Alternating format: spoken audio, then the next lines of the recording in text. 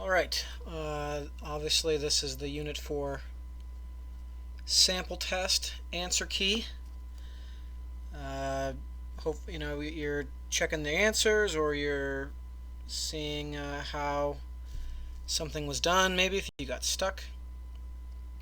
But let's run through all the answers. The first couple of problems or so, you're just supposed to tell whether the series converges or diverges, and I believe what the rest of the directions would say, if it converges, actually give its sum.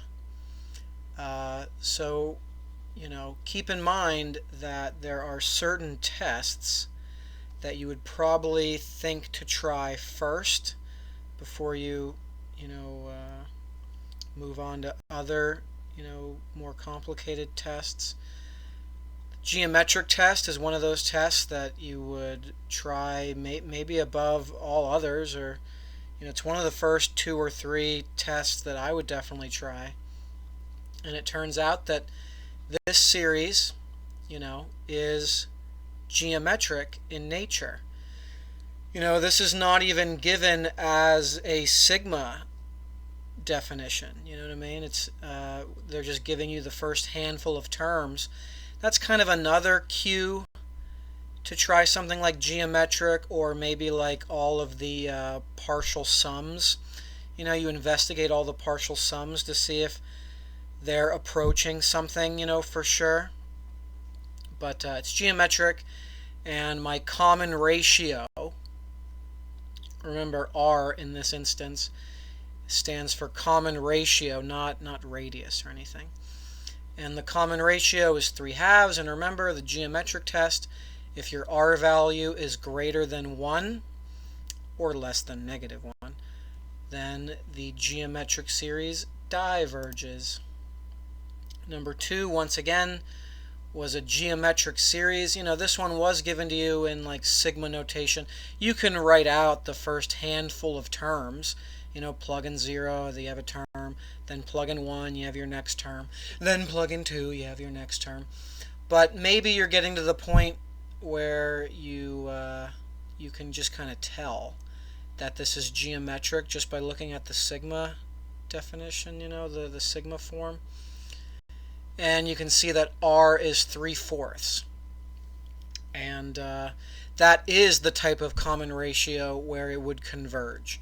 Remember, if your common ratio is in between -1 and 1, then the geometric series converges.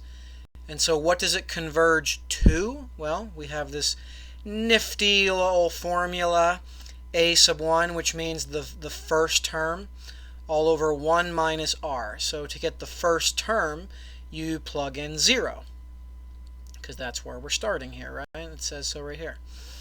So our first term would be 2, and then you just kind of crunch the numbers here. 1 minus 3/4 is 1/4, 1/4, and then the final answer is 8. So you would say converges, and then you would say 8, or converges to 8. Number 3, trying to make this as less complicated as possible. I give you this particular function, which is represented by this infinite series, this infinite power series. So this is kind of like a given, which this should be no shock at all, considering that this is like geometric in nature, big time. Like this is absolutely clearly it's geometric in nature, whether you're looking at this version of it, the function, or the series form of it. You can tell it's geometric. So anyway, the interval of convergence is given. I'm not really going to care too much about that. And we're supposed to find a power series for this. All right? Now, I know you could treat this as geometric in itself, as you could totally model this, like you could compare this to being in the same format of like a sub 1 over 1 minus r. So you could easily dissect this and figure out like all the different terms and what the common ratio is and stuff like that. So you could go that route, totally could. But what you could also notice, I say should notice more, but whatever. I mean, you be the judge. You know which one's easier or you like better. But what you could notice is that this, right, is identical to this, but let's see. I'll just read this verbatim. What you should notice more is that this function is simply this when you multiply it by 3 and replace the x with x squared. So you could like literally do the same to the series. You know, so take this series like the a sub n kind of term here, and just multiply it by 3, but also replace the x with x squared, and that does the trick. Totally does the trick. You know, but again, you also could have gotten to this conclusion by kind of saying like, well, wait a minute, wouldn't this be totally geometric, where our first term is 3, you know, like a sub 1 is 3, and our r value, our common ratio, is x squared. You know, this also defines that. All right. Now I also could have given you, like, I think considering what part B says, I'm going to first say, I guess potentially, I'm not saying to look out for this on the actual test or anything, but you know, another problem that went along with this, you know, sort of in this category was I could have given you a function that was literally the derivative of this function, you know. And if I were going to ask for like the power series of the derivative of this, all you would have had to do was take the derivative of this series, which would have got you like n times x to the n minus 1 power. But I think in part B, what I actually did was I gave you the integral of this. Okay? The integral. Now remember, the negative is out here because of the whole, I don't want to say chain rule, you know, like it would technically be u substitution. It's like the integral analogy of like the chain rule. It's like, so the negative ends up out here, like I said, because of like technically u substitution. But the bottom line is, people, that hopefully you can sort of notice that this is the integral of this function. So to get the power series of this, we're just going to likewise take the integral of the series. And the integral of x to the n is x to the n plus 1 all over n plus 1. And that is really all you got to do. So again, hopefully I want to make that as simple as possible. I could like really, you know, like we could break this down term by term by term by term and stuff, but I think I'm just going to stick with how simple it is, just to almost like jump to this final answer once you recognize the relationship of this being the integral of that. All right, number 4. Here's what you should have got.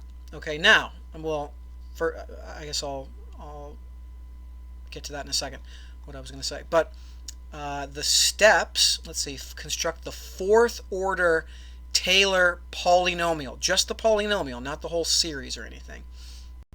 So what you're going to do, at x equals 1. So you got to be careful here, you know, like, you know how this is like my kryptonite. I always forget, you know, how to properly deal with that. It's like x equals 1 instead of just being x equals 0. So make very much special note that it's at x equals 1. Because, you know, not only are you going to be plugging in 1 to the original function, plugging in 1 to the first derivative, and to the second derivative, and to the third derivative, and to the 4th derivative, which is where we're going to stop, considering we want to find the 4th order Taylor polynomial. So we're going to go all the way to the 4th derivative.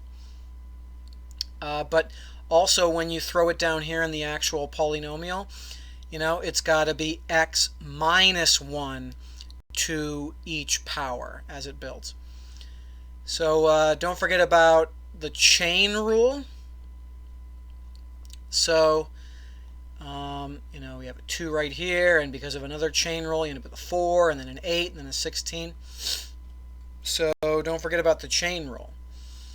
And then all of these answers, e squared, 2e squared, 4e squared, 8e squared, 16e squared, those pop up here, and here, and here, and here, and here, along with x minus 1 to whatever power over whatever factorial.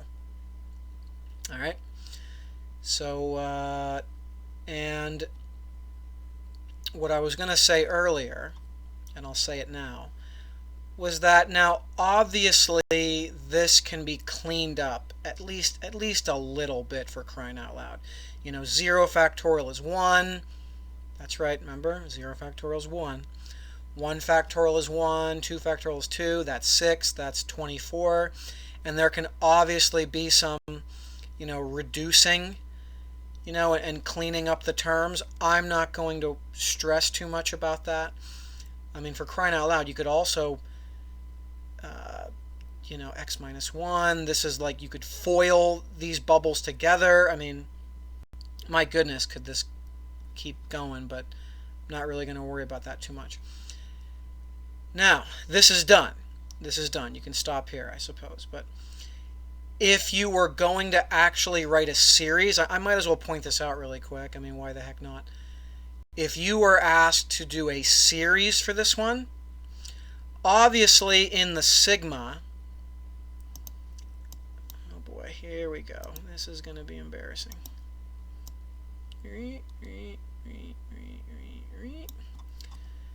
And infinity, n equals probably 0. Obviously there's going to be an x minus 1 to the n all over n factorial because of what every single term has. But every single term is also going to have an e, this is so bad, e to the second power. And then what about like the 2 and the 4 and the 8 and the 16 and what's technically 1 out here? Wouldn't you also need a 2 to the n power in your sigma definition? And where, like, if you can trace back, where did this 2 to the n power even like originate at? Didn't this 2 to the n power end up in every single term because you were doing the chain rule as you went, from the original to the first derivative to the second derivative to the third derivative to the fourth derivative? Because of all that chain rule you were doing, you ended up with like a 2 to the n pattern going on in all of these terms. But anyway, this problem again didn't even ask for the series, it just wanted the fourth order polynomial. This problem, however, did ask for the series. So you are still going to probably need to find the first handful of terms anyway, right? And good thing now we're at x equals 0, so we're plugging in 0 to the original function in the first derivative and the second derivative. And again, you can go as far as you want to, because the bottom line is to get the series, to find the patterns and whatever. So obviously once you do all this, and I hope I don't need to lay out all the just all the technicalities here, but when you get right down to it, you just have like x, or technically x minus 0, but you don't need to put x minus 0 in a bubble. So it'll be like x to the 0 over 0 factorial, x to the first over 1 factorial, x to the second over 2 factorial, right? So you have like this x to the n over n factorial, right? But what also ends up happening is you end up alternating signs, positive, negative, positive, negative, positive.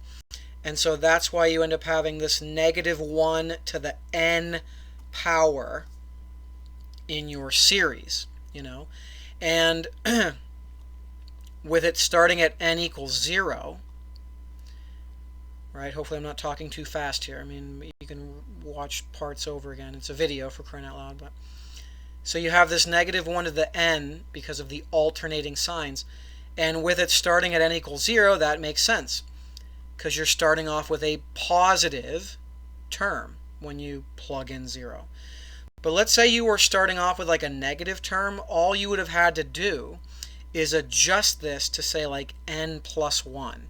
-1 to the n plus 1. Then you would have been starting off with a negative instead of a positive. But this is correct as is. And I want you to notice that with all of this, like, second power third, and you keep multiplying by 4, and then you multiply by 5, 4, whatever, you end up with like this other n factorial component, right? So let me know if that doesn't make any sense. But in this -1, +2, -6, this is up here, we were starting off with like a 1. 24, that's factorial. So these n factorials actually cancel out, and this is your final sigma series, okay? Number 6. Yeah, I guess the directions do end up asking you to cite the test, like name the test. Why don't you go ahead and try that, please? I don't know if I'm going to like punish you for that, but yeah, I mean, I guess I do have the directions here that says like cite the test, name the test. And in number 6, I ended up doing the limit comparison test. Would the direct comparison test have worked? I don't think so. I don't think the direct comparison test would have gotten you anywhere. But as you can see here, the limit comparison test worked. So your comparison test is 1 over n, which diverges because it's a p-series. It's the harmonic p-series, actually. And then you run through the steps of the limit comparison, and when you get an answer like 1/3, how it's in between 0 and infinity, your series is going to do whatever the comparison series does, and so this also diverges. Remember, people, you might have looked at this and run through your list, nth term test, geometric, no. Is it a p-series, to begin with? No. Right? I mean, would the ratio test work? I don't know. Probably not, but I don't know right now. So you kind of just run through all these tests, and maybe you're at the point where you can like look at that and just go by the way it looks and go, it's a comparison test. I bet a comparison test will work. And then, I pretty much probably favor the limit comparison test more than the direct comparison test, just because it's a little more straightforward. But number 7. Oh, check this out, people. I should probably mention that the directions are kind of asking you to try to state exactly how it converges. Does it converge absolutely? Does it converge conditionally? Or does it just diverge?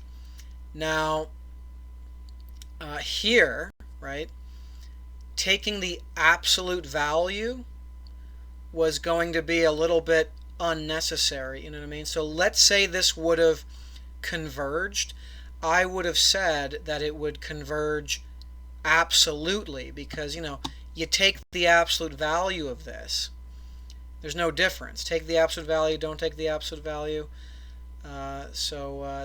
If this would have converged, you would have said it would have converged absolutely, because again, I hate to keep dragging on here, but whenever you can throw an absolute value into it and it still ends up converging, then you say it converges absolutely, which again in turn means it just converges, period. But so number 7, check it out. What you would check for first is absolute convergence. So because you kind of notice how this is pretty much an alternating series. It would go, let's see, if you plug in 1 first, 1 plus 1. So it would start off as positive, and then it would be negative, and then positive, then negative, and then positive. So the first thing you do is you like throw some absolute value in there, which totally kills off this part of it. And so if you throw an absolute value, your series is pretty much just 1 over n, which again is the harmonic p series. So this diverges, you know. And again, I hope I'm not talking down to you right now, but I hope at this point in time you understand, you know, why. Wait, what that just happened? I understand, or I hope you understand why this diverges as a p series. It's one of the simplest tests to run. But okay, so this diverges when you throw absolute value in there. So it does not converge absolutely. Well, maybe it just converges, you know, conditionally. Maybe it converges if you just leave it the heck alone. And if you leave it the heck alone, what you're going to be doing is you're going to be running the alternating series test. Why? You know, because it's an alternating series, for crying out loud. So of course you're going to be trying the alternating series test. And remember, what that means is now you're looking at, you know, the non-negative 1 part, you know. You're going to be looking at 1 over n as like your u sub n. And as long as u sub n is like positive, and it's, I'm not positive about that right now, but as long as it's decreasing and approaching 0, then the alternating series test, you know, I want to say it doesn't fail or something, but, you know, it works. I don't know if it works. But, you know, based on that, if you have this, because 1 over n is approaching 0. It is getting smaller. So those are the ingredients needed to say that it converges by alternating series test, and it converges conditionally. Number 8, I ran, hey, I see the factorial, and I also see like a power of n. That makes me think ratio test. So I applied the ratio test. I hope I'm not going to run through all the details of the ratio test, but, and it might not be the only test that works. I mean, this isn't geometric, but, I mean, actually, ratio test might be the only one that works, but, anywho. The ratio test works. You do all this stuff. Remember how the factorial stuff simplifies, and 3 to the n plus 1 cancels with 3 to the n. You know, you got to remember that n and n plus 1, they do not cancel. I hope that's become the algebra of it, you know. N and n plus 1, they don't cancel. You know, this n plus 1 and this n plus 2, they don't cancel, right? But that just gets you down to where you can actually let n approach infinity. And then, let's see, it's a... Wait a minute. Oh, I almost didn't see that. So down here, you end up technically having like n squared. So up here, you just have like 3n to the first power, technically. Down here, you have like n squared. So the limit is 0. And remember how the ratio test works. If your limit is less than 1, then that means it converges.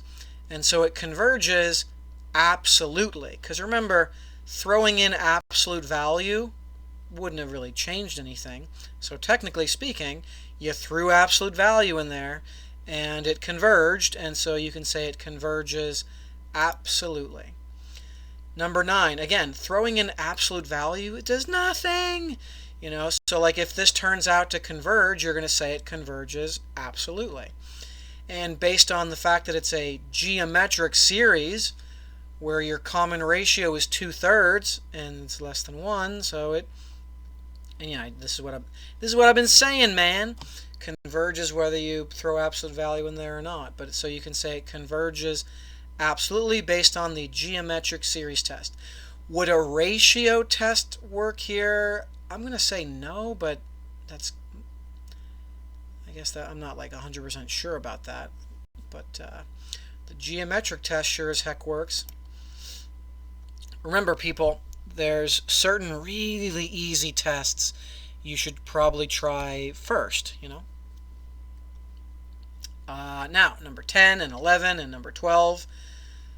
Changing gears. Did I ignore the directions? There's probably a new set of directions here, I'm going to assume, that says find the interval of convergence. And so, you know what, people? We could have done the geometric test probably here. No, okay, so not here. The geometric test wouldn't work here. And it would not have worked here. But you know what, people? Number 10, if you did the geometric test, it probably worked out just fine because number 10 is geometric in nature. But it looks like I just went with the safe bet, I guess, the ratio test. And remember, people, the ratio test, you're not even technically allowed to run the ratio test unless it's all positive terms. So you have to throw in this absolute value. And when you do that, now you're checking for absolute convergence, right?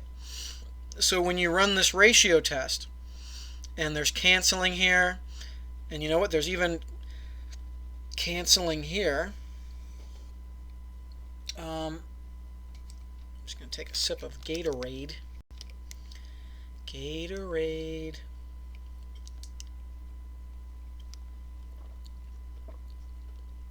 So after all the canceling, you just end up with this, right? And there's really no more n anywhere, so it's like that's the answer, right? And so this would be the answer to your limit, right? And remember how the ratio test works. When your limit is less than 1, that's when you have convergence. So you just kind of take this and you just algebraically take it away. It goes from there, and you move that to the other side. And then the absolute value has you jump to here, right? And remember, so this whole absolute value thing, so it's like then x minus 2 is less than 4/3. And it's greater than negative 4/3. Remember algebra 1?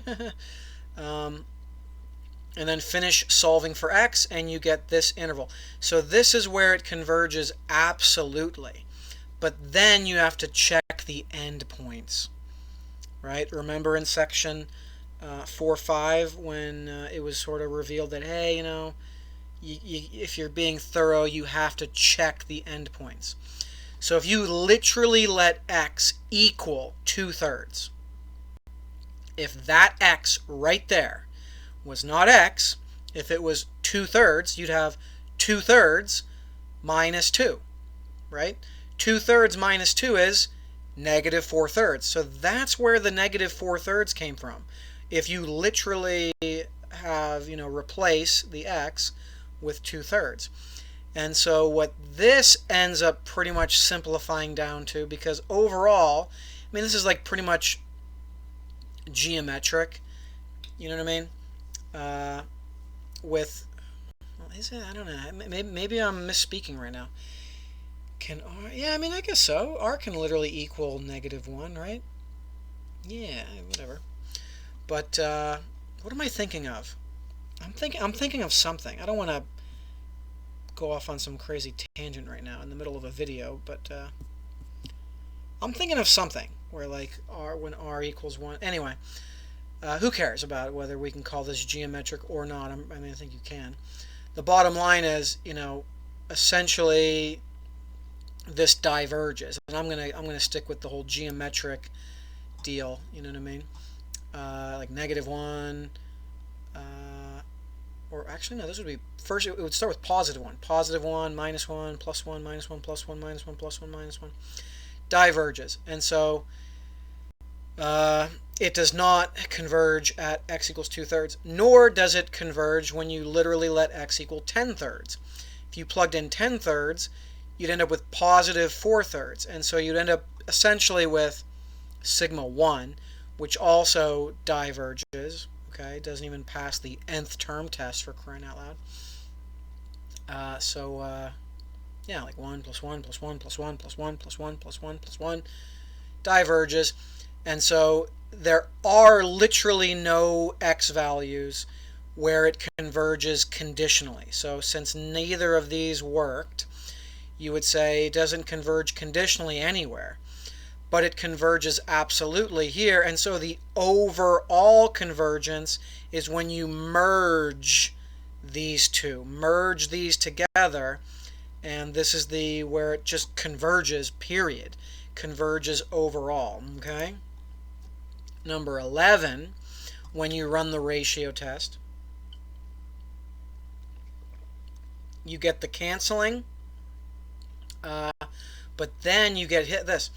And so when you let n approach infinity, this whole limit is going to blow up to infinity unless this whole part right here was equal to 0.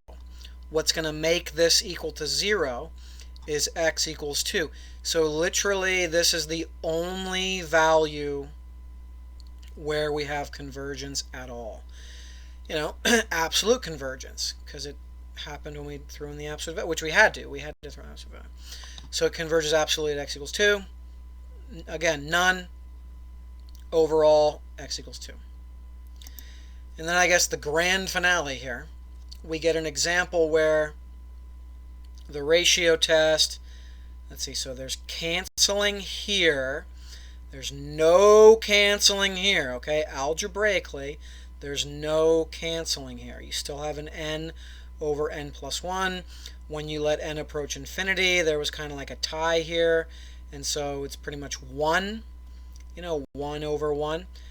And so this was just the answer, you know, and then whenever this is less than 1. And so that results in this interval of convergence, which is where it converges absolutely, but then you have to throw in your endpoints and, you know, check your endpoints. So starting with the endpoint of 0, if you literally plugged in 0 for x, 2 times 0 minus 1, so this is what you get, right? Now this, people, oh my gosh, this right here, people, you wouldn't do absolute value again. You know, you already checked for absolute convergence. Now you're checking to see what's going on exactly at this endpoint. So you're going to leave this, okay, as an alternating series, and you're going to run the alternating series test. Okay? Now this, as an alternating series test, will converge as long as the, you know, 1 over n is approaching 0 and getting smaller and stuff, and it is. And so this converges by alternating series test. And that's why we have this, you know, x equals 0 where it converges conditionally. Because at x equals 1, didn't happen. When you let x equal 1, the other endpoint, you end up with like literally 1 over n, which of course, we've said this like 2 or 3 times already in this sample test, it diverges. And so that's why you end up with x equals 0 in this part, and that's why you kind of update your overall interval to say 0 is less than or equal to x, which is less than 1. And I guess that's all there is to that.